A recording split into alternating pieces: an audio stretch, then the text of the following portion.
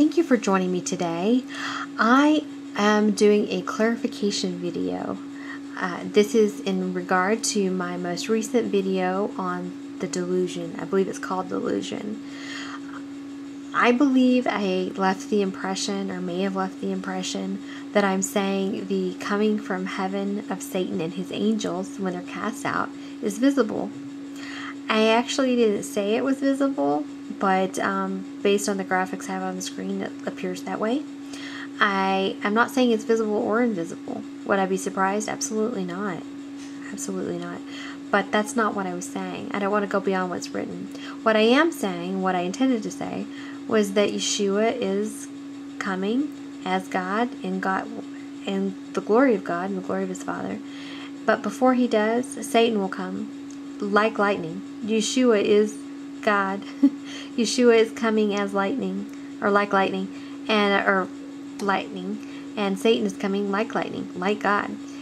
He's going to claim to be God.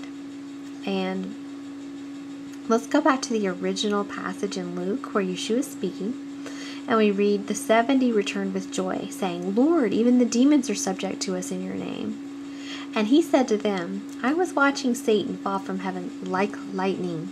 Behold, I have given you authority to tread on serpents and scorpions and over all the power of the enemy, and nothing will injure you. Nevertheless, do not rejoice in this, that the spirits are subject to you, but rejoice that your names are recorded in heaven.'" So I found this a fascinating passage when I read it, because it ties us to the end times. Yeshua is God. Yeshua is the Word who was with God. He was, he is, and he is to come. So when Yeshua says, "I was watching Satan fall from heaven like lightning," it doesn't necessarily mean the past as we think of it. He is the existing one. He knows everything. And he was watching Satan fall from heaven like lightning. When we read Revelation, we see when Satan falls from heaven, we're told that he's cast out. And when we line things up, it's at the midpoint of the last 7 years. It's at the 3.5-year mark. He and his angels are cast down at that point, and we're told that there's no longer found a place for them in heaven, meaning they can no longer go back and forth. That's it. They're done. They're confined to below the heaven, below God's dwelling place. They're sent to the earth. They're cast down to the earth. So Yeshua is talking about Satan falling from heaven like God, like lightning. And he says, "Behold, I've given you all these different, this authority." Again, he names several things. But then he says specifically, "Don't rejoice in this thing that you were just rejoicing in, that the spirits are subject to you. Instead, you need to rejoice that your names are recorded in heaven." Well, why point that out? Because when Satan, he's tying it directly to Satan falling from heaven like lightning, like God. And meaning he's going to come to earth claiming to be God. And he says there's going to be a time when the spirits are not subject to you. That's what he's telling us.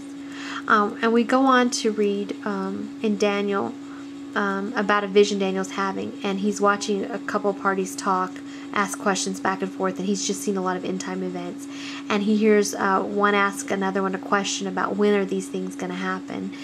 And he hears the answer, and it says, the one who's answering says that it's going to be for a time, times and a half a time, meaning this great tribulation is going to last that long. And he says, and as soon as they finish shattering the power of the holy people, all these events will be completed. So we see there's going to be a time when that authority or power that Yeshua gave, including spirits being subject to believers, that's going to be shattered. So that's why we're not supposed to rejoice over that.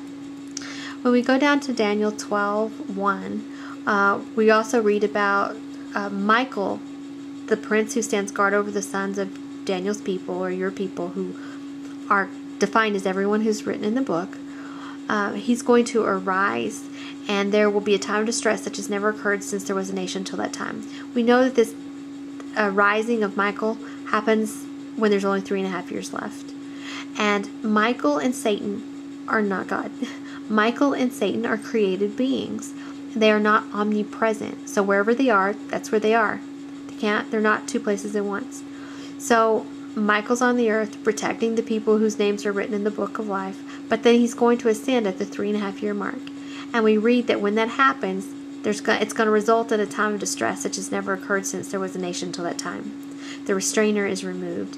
And we read in Daniel 10:21 that a message from Gabriel, and he says, "However, I'll tell you what is inscribed in the writing of truth.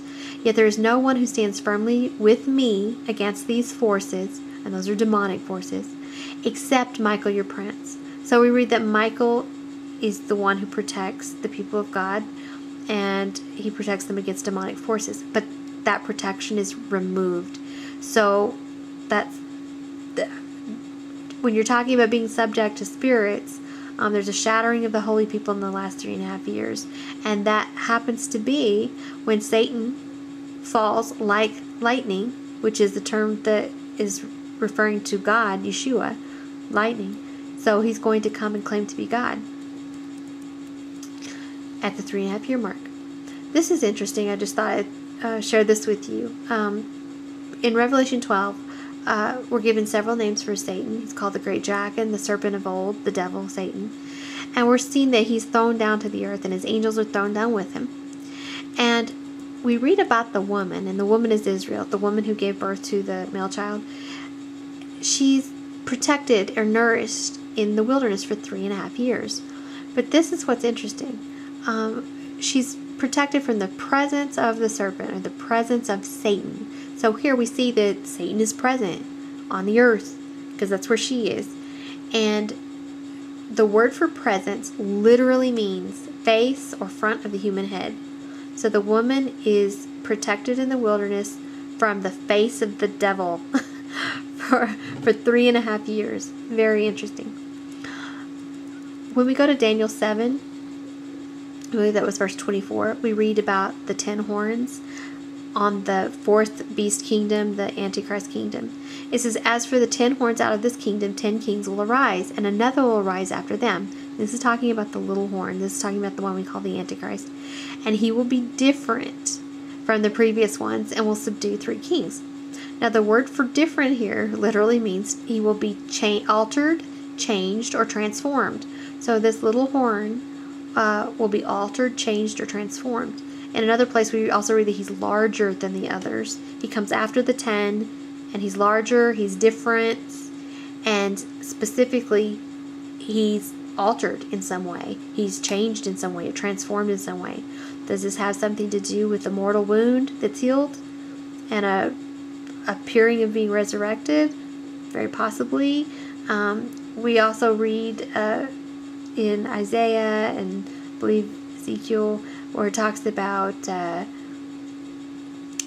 the Antichrist. It talks about him as both Satan, as Lucifer, and as a man. So it's very interesting that this 10th king is altered, changed, transformed. He's different. Okay, going into Revelation 13. Let's see. We see that this fatal wound is healed, that's given to the Antichrist, the beast. And we see that people will worship him because of that. And I'm just going to skip down through this passage because I'm running out of time. And we're seeing that it was given to him to make war with the saints and to overcome them. And he's given authority over every tribe, people, and nation, and tongue and nation. So right there we see that the power of the holy people is shattered. It's been given to the little horn. So we're not supposed to rejoice over spirits being subject to us. We're supposed to rejoice over our names being written in the Lamb's Book of Life. So it says, "All those who dwell on the earth will worship him, everyone whose name has not been written from the foundation of the world in the book of the life of the Lamb who has been slain."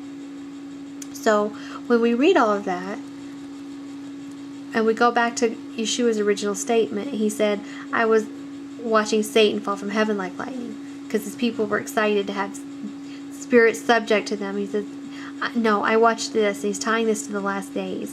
And he's saying, don't rejoice about that spirits are subject to you. Instead, rejoice that your names are recorded in heaven.